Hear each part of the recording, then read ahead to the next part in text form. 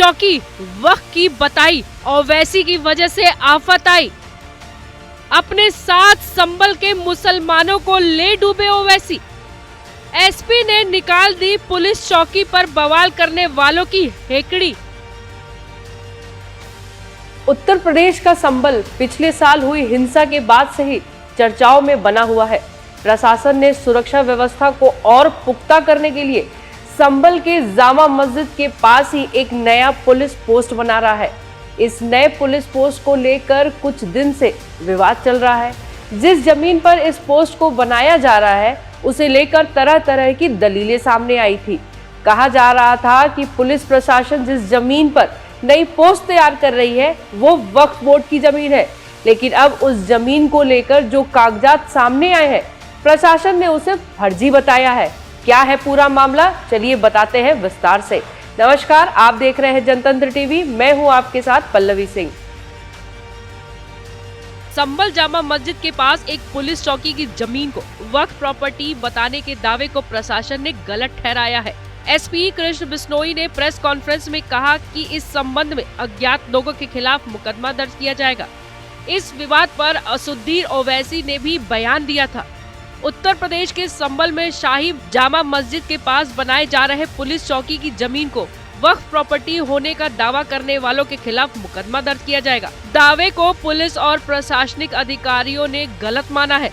इस संबंध में एसपी कृष्ण बिश्नोई ने एक प्रेस कॉन्फ्रेंस किया जिसमें उन्होंने दावे को खारिज कर दिया। उन्होंने कहा कि इस मामले में अज्ञात के खिलाफ मुकदमा दर्ज किया जाएगा। संभल में बाबर युग में बनी जामा मस्जिद को लेकर विवाद चल रहा है। यहाँ नवंबर महीने के आखिरी में हिंसा भी हो गई थी।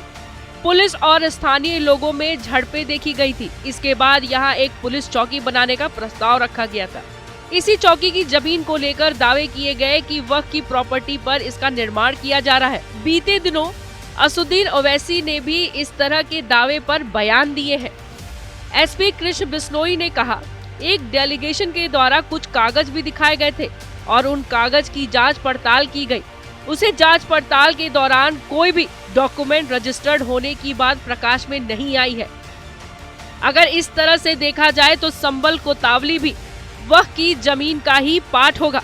बिना किसी आधार के यह सभी डॉक्यूमेंट दिए गए थे और उनकी जांच पड़ताल के बाद इस मामले में अभियोग पंजीकृत करने की संस्तुति भी की गई थी।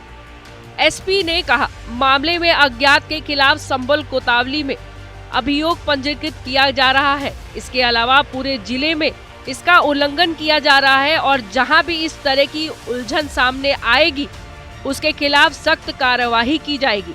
मैं संभल के लोगों से भी अपील करना चाहूंगा कि अगर कहीं भी वक्फ से संबंधित कोई जमीन बेची गई है, हम लोग उन प्रॉपर्टी की जांच कराएंगे।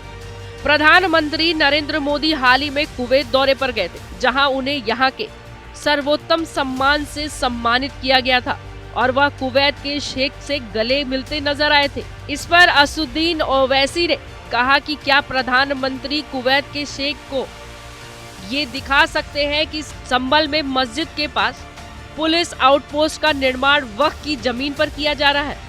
एक कार्यक्रम में उन्होंने कहा कि संभल मस्जिद के पास बनाए जा रहे आउटपोस्ट की जमीन वक्फ की है, जिसका जिला मजिस्ट्रेट ने तभी खंडन किया था।